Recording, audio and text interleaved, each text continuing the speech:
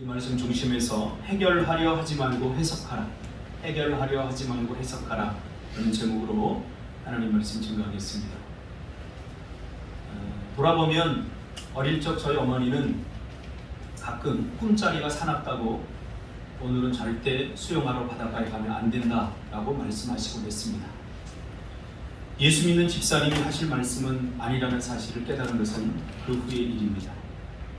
계시의 수단으로서 꿈은 이미 그 역할과 기능이 종결되었기 때문입니다.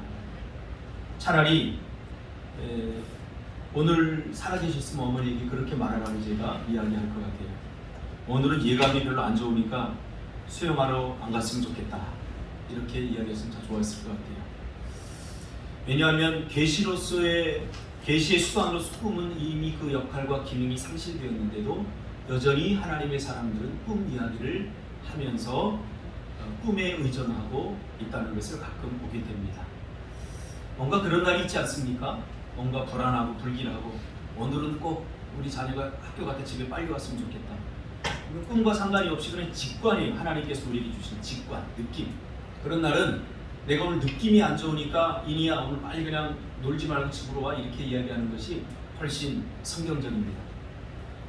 꿈은 구약시대에 하나님의 뜻을 계시하는 수단 중에 하나였습니다. 그래서 하나님은 자신의 뜻을 우리 사람들에게 꿈을 통해서 말씀해 주시곤 했던 것입니다. 이때 주로 꿈을 해석하는 역할을 감당했던 사람들이 바로 선지자들입니다. 그러나 신약시대를 거쳐 은혜의 시대에 접어들면서 하나님은 더 이상 꿈으로 자신의 뜻을 계시하지 않습니다.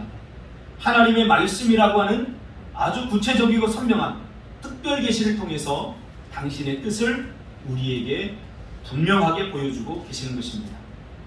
물론 이 특별 계시, 하나님의 말씀은 성령의 조망 안에서 해석되어져야 건강한 해석이 가능한 것입니다. 그리고 해석에 대한 최종 권위는 어떤 한 개인이 아니라 공동체에 주어진 것입니다.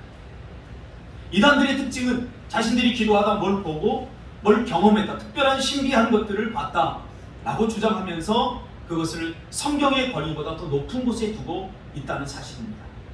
볼 수 있습니다. 들을 수 있습니다. 심리적으로는 망상장애라고 합니다.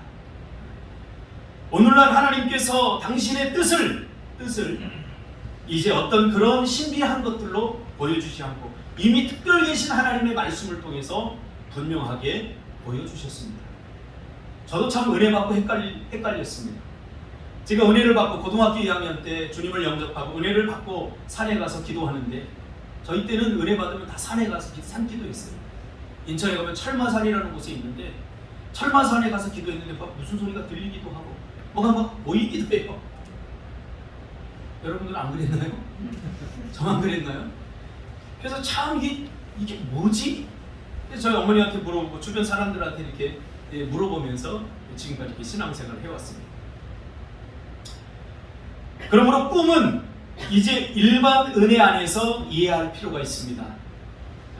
내가 어떤 일에 집착하면 그것이 무의식 속에서 내가 잠들어야 되는, 안식을 취해야 되는 그 순간에도 무의식이 잠을 자지 못하고 계속해서 그 생각을 하게 되죠. 그래서 그것이 꿈을 통해서 드러난다고 칼 융은 이야기를 하고 있습니다. 더 이상 꿈은 하나님의 계시의 수단이 아닌 것입니다. 그러므로 이제는 꿈이 아니라 꿈 대신 우리의 삶에서 일어나는 다양한 상황에 대한 삶의 해석이 필요한 시대를 살아가고 있는 것입니다. 꿈 대신 하나님께서는 삶으로 대체해 주신 거죠. 우리의 삶에 하나님의 비전, 하나님의 꿈이 담겨져 있는 것입니다.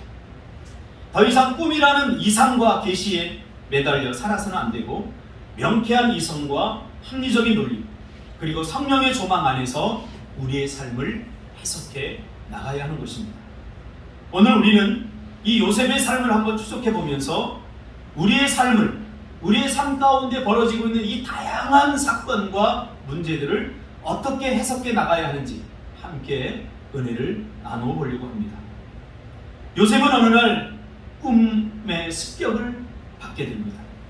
꿈의 기습을 당한 것입니다. 요셉이 꾼 꿈은 그가 평소에 꾸고 싶었던 꿈이 아닙니다.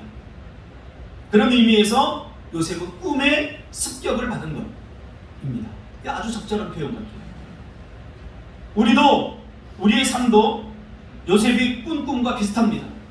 나의 삶 속에서 일어나는 모든 일들 가운데 내가 의도하고 내가 바라는 것도 있지만 사실은 내가 원하고 바라지 않는 일들이 우리의 삶 속에서 기습하지 않습니까? 습격하지 않습니까? 어느 날 갑자기 문제가 터져버리고 어느 날 갑자기 질병에 걸려버리고 어느 날 갑자기 많은 감당할 수 없는 일들이 우리의 삶 가운데 일어납니다. 이게 바로 기습을 받은 것입니다. 기습. 문제의 기습을 받은 거죠. 요셉처럼. 요셉이 꾼 꿈은 이렇습니다. 어느 날 밭에서 곡식단을 묶고 있을 때 요셉의 단이 갑자기 일어서고 12단이 일어서더니 요셉의 단에게 그 12단이 절을 했다는 것입니다. 누가 들어도 기분 나쁜 일 아닙니까? 그렇죠?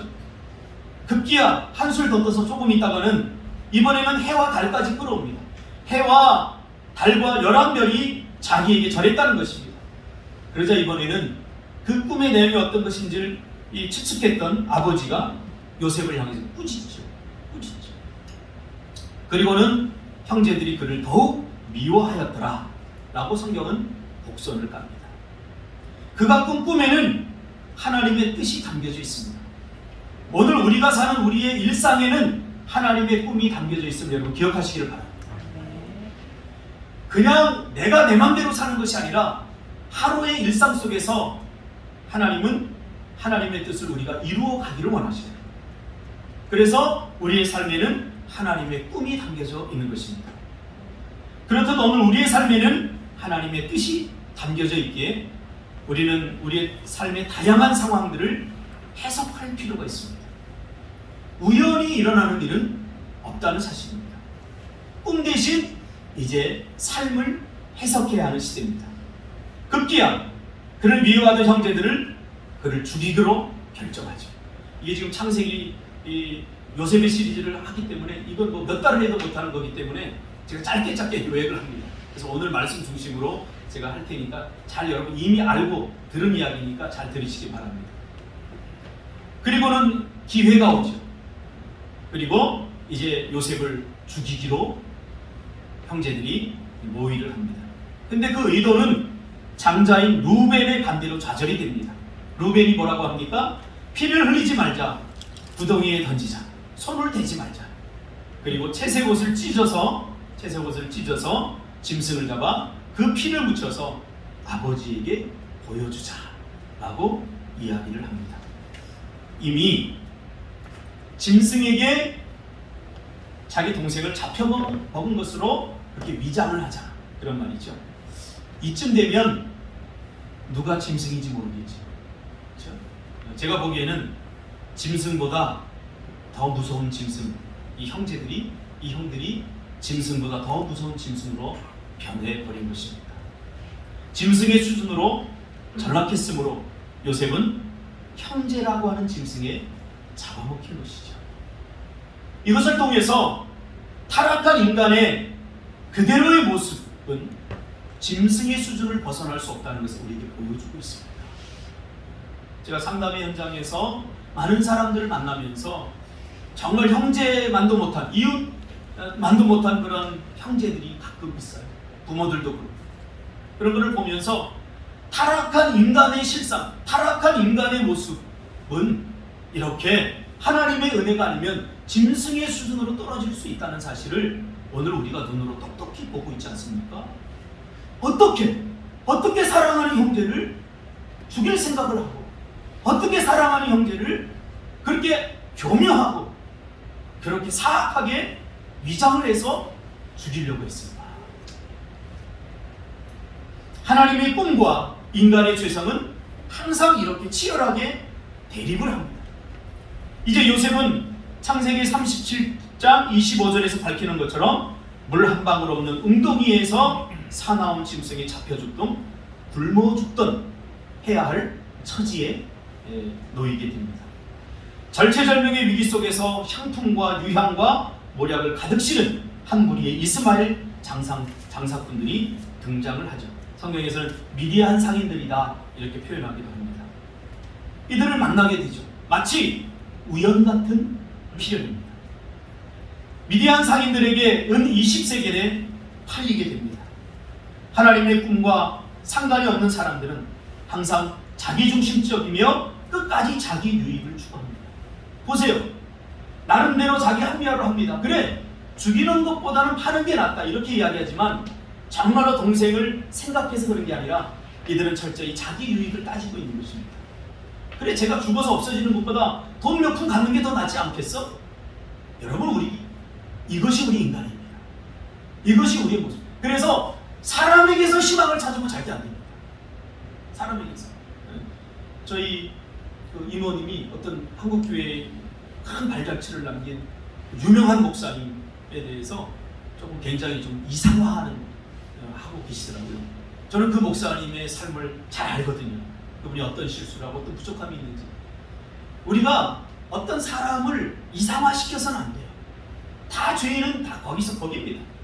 그래서 우리는 사랑을 해줘야 되는 존재들이고 용서를 해줘야 되는 존재들이지 믿고 따라야 될 존재들은 아니라는 사실이죠. 심지어 피를 나는 형제들도 지금 죽이려고 하지 않습니까?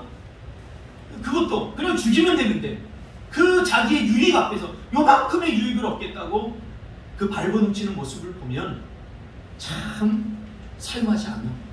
살맛이.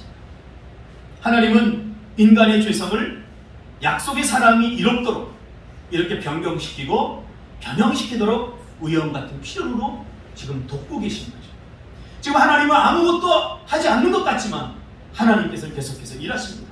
마치 우연처럼 위장되어진 그 필연의 사건을 통해서 하나님은 당신의 백성들, 약속의 사람들이 이롭도록 살아나도록 그렇게 변형시키고 변경시켜서 돕는다는 사실이죠. 그래서 하나님의 백성들은 때로는 힘들고 어려운 실패와 아픔을 경험하지만 그러나 절대로 망하지 않는 것임을 우리는 기대해야 할 것입니다. 오늘 새벽에도 설교했지만 우리는 소망으로 살기 때문에 그렇습니다. 잘 됐으면 좋겠다라고 하는 막연한 소망이 아니라 하나님의 약속, 신실하신 하나님의 약속에 기반한 신실하신 하나님께서 이루어 주실 것에 대한 소망을 갖고 우리가 살아가게 되는 거죠. 이쯤 되면 우리는 꿈이 무섭지 않습니까? 꿈이 질릴 수도 있지 않습니까? 그 꿈 때문에 이 고통을 당하고 있는 거예요. 이런 꿈, 솔직히 저에게 이런 꿈을 하나님 저에게 주시면 저는 거부하겠어요. 거절하겠어요. 누가 이렇게 사서 고생하겠어요? 누가 개고생하겠어요? 이런 꿈 필요 없어. 그냥 조용히 살고 싶어. 이런 하나님의 드라마틱한 굴곡 있는 삶보다는 그저 평온하고 평화로운 삶을 살고 싶다고 말할 수도 있을 것입니다. 이것을 한번 요셉에게 우리가 물어볼 필요가 있습니다. 저는 많은 사람들을 상담하면서 왜 이들에게 이런 일들이 일어난 것일까? 절대로 그들이 선택한 것이 아닙니다. 일일이 우리가 다 설명할 수 없습니다. 그러나 분명한 것은 우리가 그 일들을 절대로 스스로 해결할 수 없다는 것입니다. 요셉처럼 말이죠. 지금 요셉의 삶 가운데 일어나고 있는 이런 일들 요셉이 지금 해결할 수 있습니까? 해결할 수 없습니다. 그리고는 보디발의 집으로 종으로 팔려가게 되죠. 거기서 요셉은 자신이 처한 문제와 상황을 해결하려고 하는 의지는 어디에도 보이지 않습니다.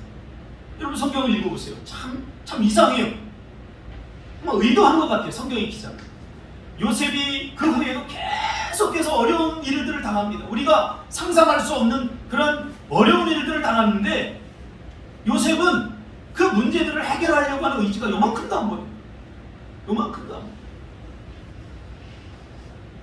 다만 자기에게 처한 상황에서 그저 최선을 다하여 하루하루를 살아갈 뿐입니다. 요셉은 형제들에게 배신당했다고 하나님 앞에 원망하고 불평하고 쏟아놓으면서 일을 간다는 내용도 없어요. 나중에 보면 알겠지만 보디발의 아내에게 억울하게 누명을 쓰고 감옥에 갇힌 그 현장에서도 하나님 왜 나를 이렇게 고통 가운데 빠뜨리십니까? 그러면서 보디발의 아내를 미워한다거나 하나님을 향해서 저항한다거나 이런 모습이 전혀 없어요. 이런 것에는 관심이 없어요. 그저 감옥에 갇혀서도 감옥에 가서 그냥 산다.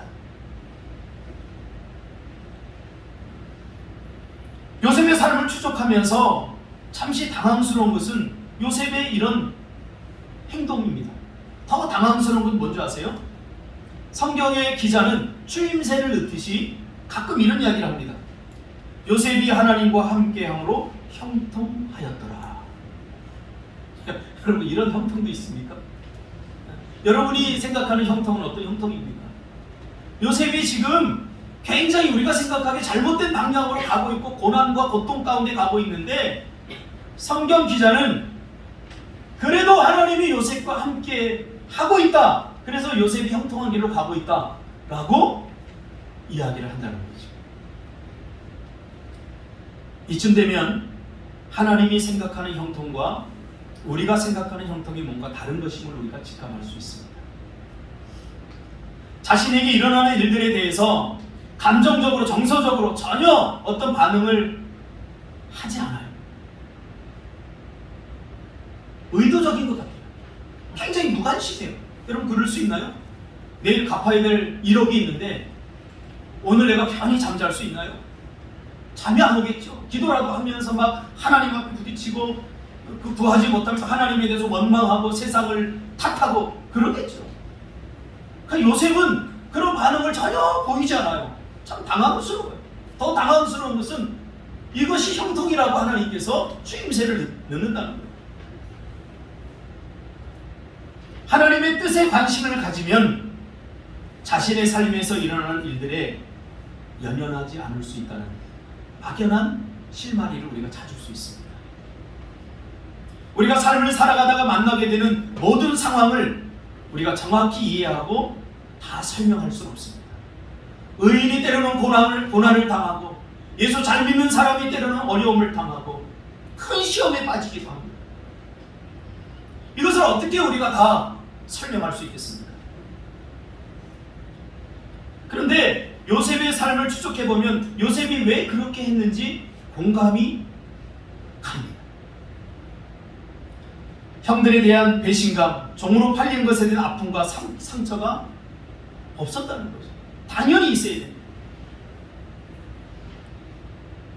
요셉은 누구도 원망하지 않고 불평하거나 하나님께 항변하지 않고 묵묵히 감옥 안에 갇혀있는, 그리고 그것에서 의미 없는 것 같은 지루한 시간들을 보내게 됩니다.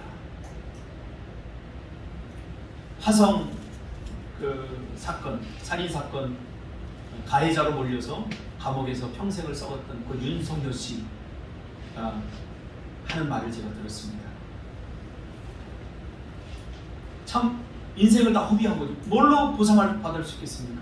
저는 얼마나 많은 돈을 준다고 해도 저는 그렇게 하진 않을 겁니다. 그 무엇으로 보상할 수 있겠습니까?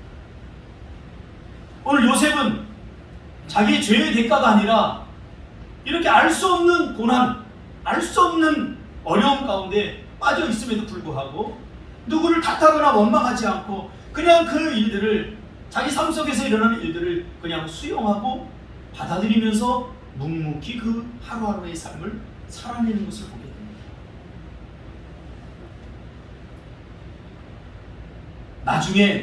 나중에 요셉의 고백을 통해서 우리는 이러한 시간들이 하나님의 뜻을 이루고 하나님을 더 깊이 알아가는데 아주 중요한 시간들이었음을 깨닫게 됩니다. 그러므로 우리 인생에는 의미 없는 시간은 없습니다. 버려도 되는 시간은 없습니다. 그 시간은 없었으면 좋겠다.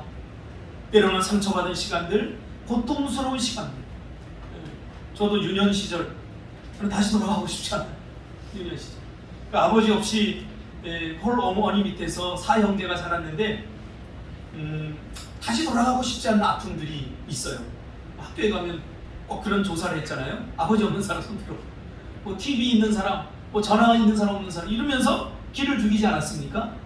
다시 돌아가고 싶지 않은 그런 시간들이 있지 않습니까? 그럼에도 불구하고 내가 믿음으로 살아서 그 모든 시간을 은혜에 이렇게 섞여서 녹여보니까 이런 결론이 나옵니다. 그 시간조차도 감사하다. 그 시간조차도 정말 감사하다 라는 생각이 들어요. 요셉도 비슷했을 것입니다. 배신과 형제들에게 배신당하고 억울한 누명을 쓰고, 그리고 창세기 40장으로 넘으면 감옥에서 술 맡은 관원장과 떡 맡은 관원장을 만나게 되죠. 이들은 왕의 생명을 쥐락펴락하는 권력의 핵심 인물들입니다.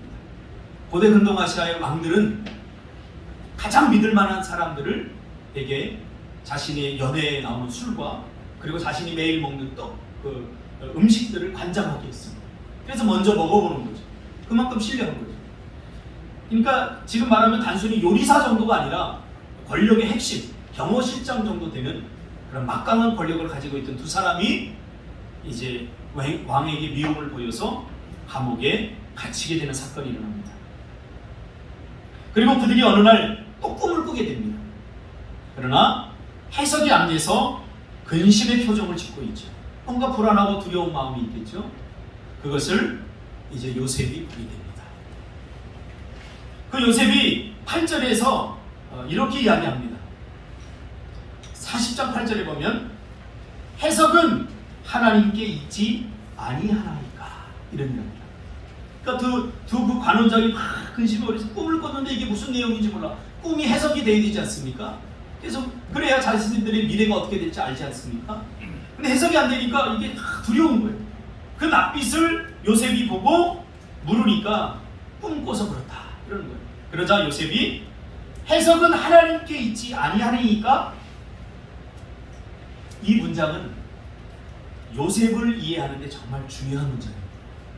요셉이 이렇게 많은 사건과 억울한 일, 상처와 아픔을 당하면서도 왜 거기에 매몰되지 않고 거기에 몰락하지 않고 든든히 하루하루의 삶을 버티고 이겨나갈 수 있었던가, 그것을 이해하는데 이 8절 말씀은 굉장히 중요한 키워드입니다.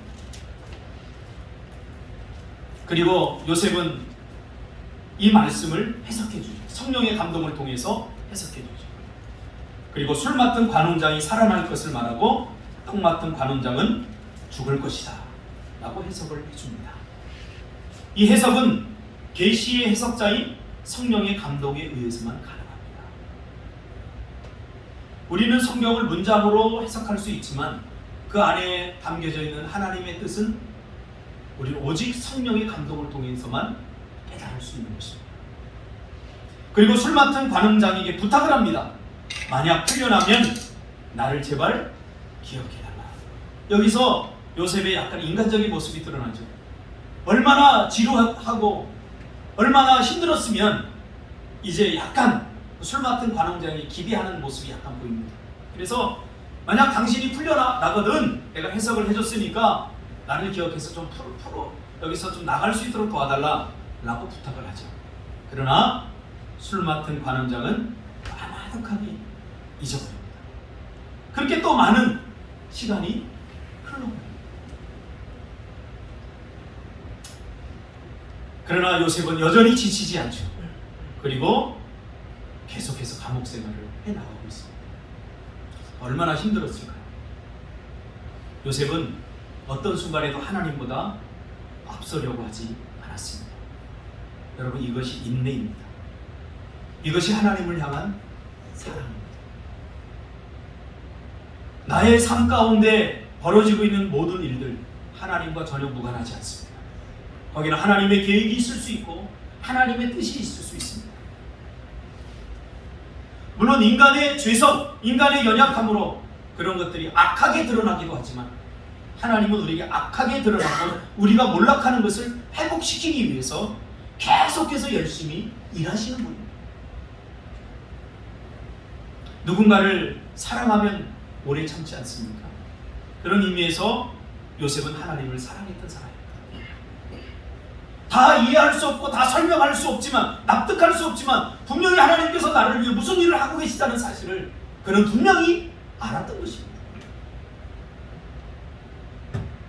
이렇게 버틸 수 있었던 것은 그가 하나님을 소망으로 삼았기 때문입니다. 사랑하는 성도 여러분, 여러분 정말 하나님만을 소망으로 삼고 살아가고 계십니까? 사람에게 희망을 두지 않고 신실하신 하나님께 소망을 두고 지금 자신의 삶을 해결하려고 애쓰는 것이 아니라 하나님의 뜻을 찾고 그 뜻에 순종하고 있는 모습을 보게 되는 것입니다. 요셉은 그것을 알았던 거죠. 이쯤 되면 이렇게 고난이 겹겹으로 쌓이다 보면 화를 내고 뭔가 하나님께 대하여 따지고 항변해야 할 듯한데 여전히 그는 침묵하면서 묵묵히 자신의 삶을 살아가고 있는 것입니다. 여러분, 이것이 믿음입니다. 그리고 믿음의 삶입니다. 그는 자신의 삶에서 일어나는 모든 일을 자신이 해결해서는 안 된다는 것을, 자신이 할 수 있는 일을 해석할 수 있는 것뿐이라는 사실을 깨달았던 것입니다. 해석과 해결은 다른 의미입니다. 많은 사람들이 하나님이 나에게 힘을 주시면 내가 해결하겠다고 합니다. 이건 성경을 잘못 읽은 사람입니다. 우리는 그냥 해석할 뿐입니다. 해결은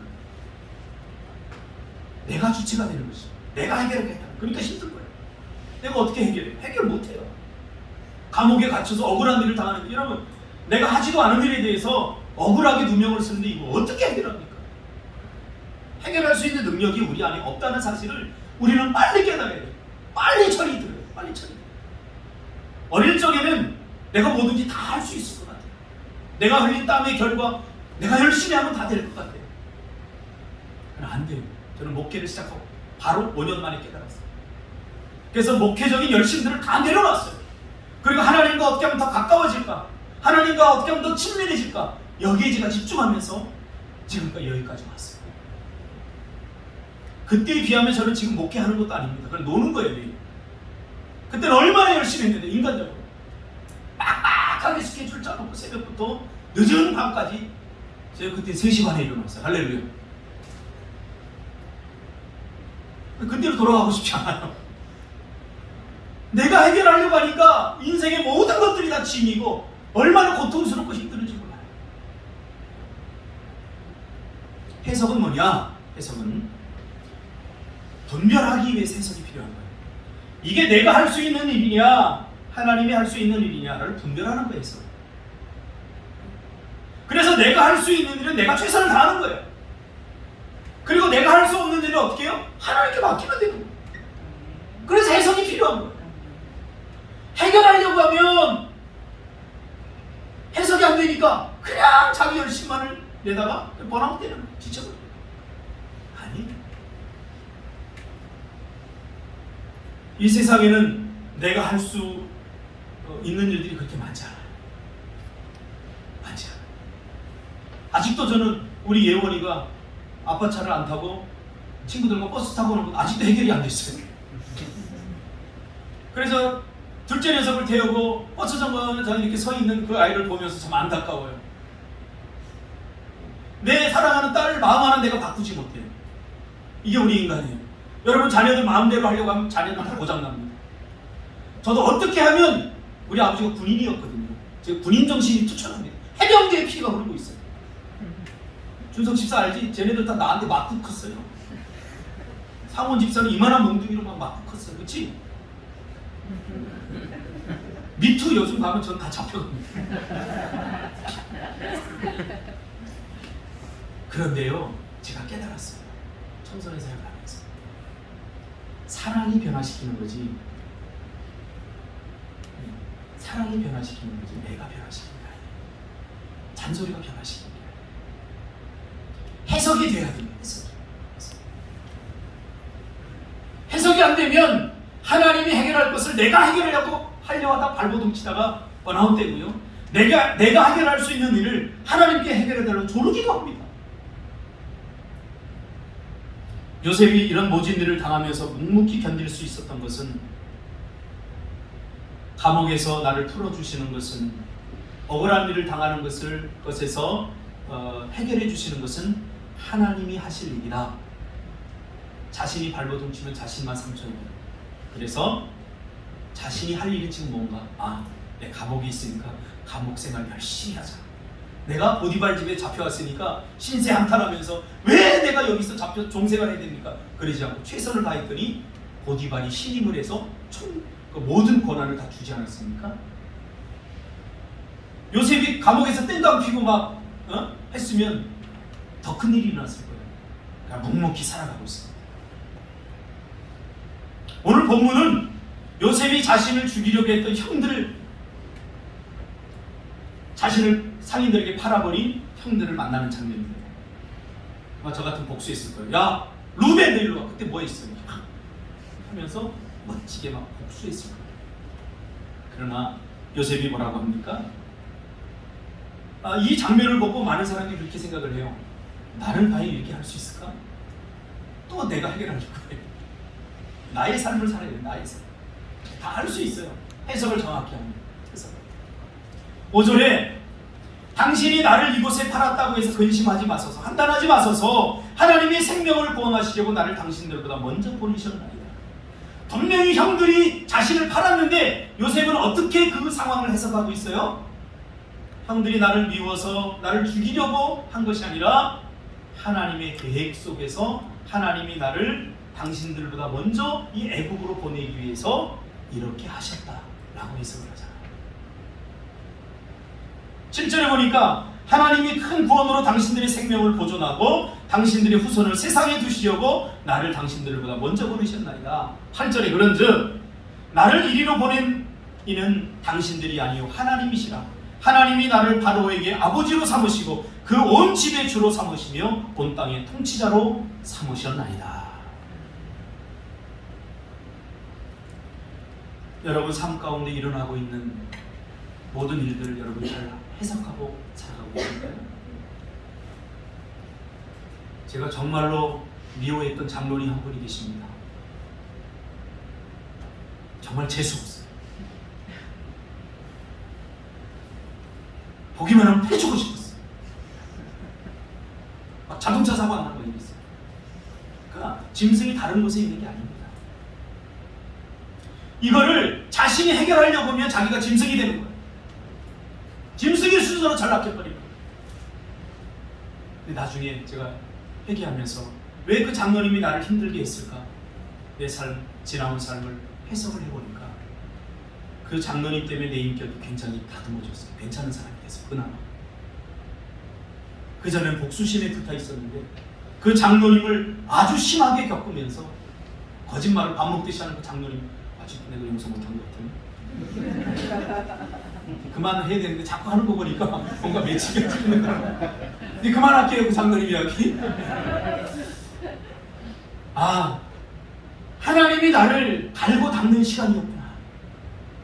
하나님이 나를 더 부드럽게 만들기 위한 그 시간이었구나 하고 해석을 하고 나니까 정말 미운 마음이 없어요. 미운 마음이 없어요. 그러니까 내가 미워지죠. 왜 미워했나? 조금이라도 더 잘해줄 것, 그런 생각이 들더라고요. 그래서 우리는 우리의 삶을 해석하는데 성경 말씀이라는 텍스트가 필요하고 이 말씀으로 우리의 삶이라는 컨텍스트를 해석하는데 가장 중요한 것이 바로 성령의 감동입니다. 그래서 기도해야 됩니다. 그래서 예배해. 우리 안타깝지만 우리 어제 제가 문자를 늦게 봤어요. 카톡을. 여건이가 이후 학교 제비뽑기를 해서 들어간 학교인데 제비뽑기에서 떨어졌대요. 그래서 오늘 새벽에 제가 기도했어요. 하나님 더 좋은 거 주실 거예요. 이게 내가 더 좋은 것이라고 생각하지만 사실은 이게 더 좋은 것이 아닐 수 있어요. 이제 보세요. 분명히 하나님께서 안 가기를 잘했구나. 더 좋은 것을 주시기 위해서 하나님께서 그렇게 하셨구나. 분명합니다. 나중에 제가 한 이야기가 이해되거든. 저 빵 사주시나. 파리바게트에서 이렇게 요만한 도너츠 있잖아요. 동그라미 팍 들어가 있는 거. 그 절 좋아합니다. 그거 하나 사줬고요. 성령은 성경을 깨닫게 하시는, 알게 하시는 분은 성령님이십니다. 그래서 성령과 가까워져야 돼요. 성령과 멀어져 있으면 성령의 깨닫게 하심을 알지 못하기 때문에 무지해지고 우둔해져요. 그러니까 저게 기도하에서 해결돼야 될 문제고 내가 양보해서 해결돼야 될 문제임을 성령께서는 계속해서 보여주는데 괜한 자존심 드러내고 내 영이 무디어져 있기 때문에 무감각해져 있기 때문에 깨닫지 못해요. 은주씨 탁 털어버리세요. 정말? 나보다 더 믿음이 좋습니다.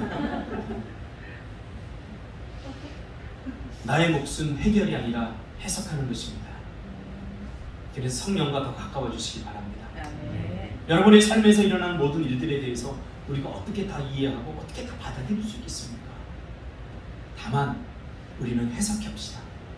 이게 내가 해결할 수 있는 문제인지 아니면 하나님이 해결해야 되는 문제인지, 내가 할 수 있는 영역은 어디까지인지, 그걸 분명하게 구분해서 오늘 내가 할 수 있는 일에, 비록 마음에 들지 않더라도 감옥에서 사는 거 누가 마음에 들겠습니까? 여러분, 억울한 일을 당해서 요셉 종으로 팔렸는데 누가 그 삶이 마음에 들겠습니까? 그러나 하나님께서 그 꿈을 이루시는 현장은 애굽이요, 우리가 보지 못하는 큰 그림을 하나님께서는 그리고 계셨던 것입니다. 아멘. 혹시 좀 힘드십니까? 좀 안타깝습니까? 일이 잘 안 됩니까? 하나님은 여러분을 절대 버리지 않습니다. 아멘. 할렐루야. 아멘. 신실하신 분입니다. 아멘. 이제 하나님께 맡길 것은 다 맡기고 내가 할 수 있는 일, 최선을 다하여 살아가는 사랑하는 꿈틀개 성도들이 되시기를 주님의 이름으로 축복합니다. 아멘. 기도하겠습니다.